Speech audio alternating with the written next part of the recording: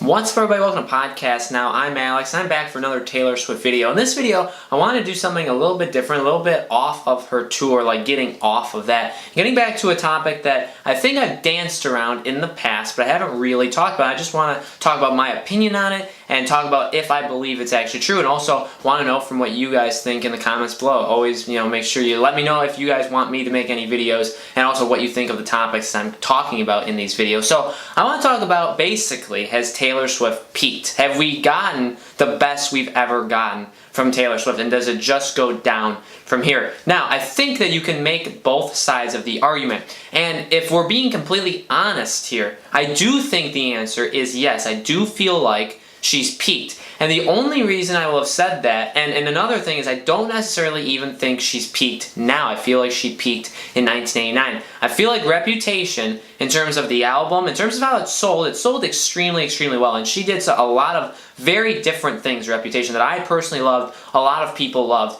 But at the same time, I feel like this is a much different Taylor Swift than what we've gotten in the past. She's a different person now. Her music is different. I don't think she's kept everything at the level she kept it. Now, I don't ever expect her to just duplicate albums and duplicate sounds and duplicate anything, because I don't think that's fair to an artist ever to expect that she makes a 1989 part 2. But what I will say with Reputation is it was so different. I feel like just so much time had passed, even though it hadn't been that much time. It had only been 3 years since 1989, that I feel like she lost something in terms of a fan base, in terms of likability. I mean, she went through, that's kind of what Reputation was all about, right? It was kind of that a lot of people had turned their backs on her, that she in terms of like the media and everybody, she was very much like put down and attacked. And when that happens, you lose a lot of, not just the popularity, but, and popularity pretty much sums the whole thing up. But it means fans, it means money, it means likability, it means all that kind of stuff. And I feel like that's what has happened. Now, I do feel like she's proved a lot of people wrong, because I do think Reputation did sell insanely well. That's not what I think, that's a fact.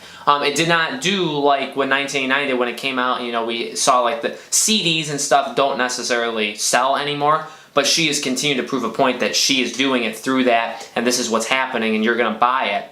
And 1989 did outrageously good, and she hit a lot of those same peaks with Reputation, but it just didn't do the exact same. I don't feel like there was as much support behind this one in terms of selling as it was in 1989. Again, I don't think you could duplicate literally how big 1989, when that, I remember I was in high school, I was in 12th grade. I remember that was coming out on social media, even just people in the school. I remember just hearing girls just talk about that, like they were going to go get it. And at that time, I didn't even like, I was about to get into Taylor Swift, but I didn't even like her.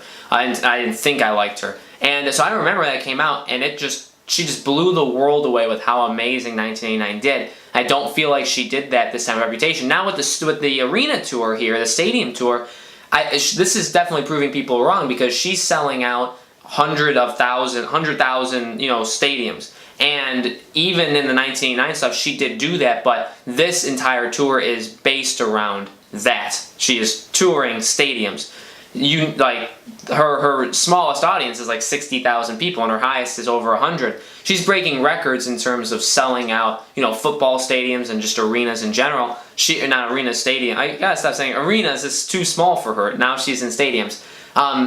She's proving points. She's proving points that people still want to see her. And I think that's awesome. I think that's super, super good for her that she's kind of putting that down, because I think that was there leading up to it. I actually made a video about talking about did the tour undersell, because there were a lot of articles written leading up to it that, it's just not as popular. People aren't going to go see her. She's not selling well. I've seen nothing but amazing, amazing support for her in these stadium tours. There's been so many people. It's always like the pictures and the videos that come out from these things are truly, truly amazing in terms of how many people. So I feel like she still has everybody. I just feel like it's different now.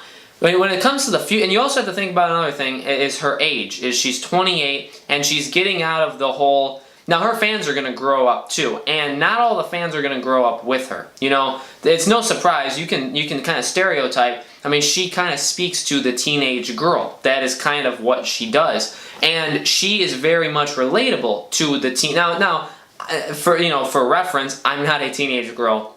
I still like her music. It's not she's only relatable to teenage girls. I like how she sounds. I like a lot of the things she does. I like the actual sound of her voice. I like the music that she actually makes. I really respect her as an artist and not being afraid and kind of just being her own person. Those are the things I like about her. So you don't have to be a teenage girl. I'm not saying like that's the only people that like her. But if you see like, you know, the tours and stuff, it's a lot of younger girls. They're all going to grow up. And I thought that back in 1989, that these people are all going to grow up. And at the same time, again, Taylor Swift is young enough, or was young enough, and still kind of is, where she can still be very, very relatable to them. And even as she grows up, you know, Reputation was more risky in terms of like the things she was talking about, and that really started with 1989, kind of getting into the more, not like seductive or any kind of thing like talking about her love life in that kind of way. But we're, you know, she's a woman now. She's like a grown adult. She 100% is, and she really was back in 1989 as well. And her songs are starting to reflect that. And whether or not that's enough to captivate and keep the people that have been with her, that's the tough part. Because as she gets older and that's how age works, I think that it's going to be interesting to see who follows her. Because our younger girls, or younger people in general, they can still relate to her younger music, but are they going to like her now? It's that kind of case with any rock group. Look at like 90s rock groups. You can relate to them and love them back then, but now they're older, now they're in their 40s and their 50s. Do you relate to them as much, and do you care about them enough to still like support them, still buy their music, still go on, still see them on tour? Sometimes it's yes, depends on how many, it depends on who you are and who you like. And with Taylor Swift, it's different too, because she's like a pop icon. Now, another thing to keep in mind is I'm going super kind of in-depth with this, I think, talking about this kind of correlation of age. You do have people older than her, people like Carrie Underwood, more country, yes, but you have Katy Perry too, who's like 33, 34. So there are people that are older than her that are still doing this, that I think if you were to see a decline, you would see it from them first. However, we have seen that from Katy Perry. Katy Perry has hit that decline. I think it's also just in her personality, in terms of who she is, that people have kind of turned against her. But we have seen a decline in Katy Perry, and she's just a little bit older than Taylor Swift. So it's going to be interesting to see, as Taylor Swift gets older, how relatable is her music going to be to who? Who is she going to be targeting? Is she targeting the people that she used to target with Red, with Speak Now? Because they are older too. They are in their, you know, very, very young 20s at this point, if they were teenagers back then. A 28-year-old or 30-year-old, let's say, when she does the next album, or 29, depending on when she does it, can still relate to a 20-year-old. You can still do that. It just depends. And so, to be honest, I think right now she's at her peak. I feel like she hit the peak in 1989. I feel like she's kept it for Reputation, maybe a little bit low. Maybe it really did peak, I think, 3 years ago. And I don't know where it goes now. I think the best she can, and this is just honest, I hope she can do better. I hope it actually continues to go up. And I think she has that kind of talent where she can do that. But I feel like the best we can expect from it, in terms of not being able to control how other people think, I think the best we can expect is that she holds this level as long as she can. Because I don't necessarily think it's going to go higher. I don't know if it's going to go lower. I think it maybe would take some time. I think in her mid-30s, late 30s, I do feel like there'd be that kind of decline. But we'll have to see. It'll be very interesting to kind of monitor and keep track of her career as she goes. So let me know in the comments below, guys. What do you think? Like, has Taylor Swift reached the peak of her career? Can she actually go higher, or do you expect a decline, or is she already on the decline? Let me know. Make sure to subscribe to our YouTube channel, Podcast Now. We do Taylor Swift videos every other Sunday, so we'll be back in 2 weeks for another video very, very soon. I don't necessarily know what it's going to be yet, but I'm going to think of it over the next little while, and I will see you guys there.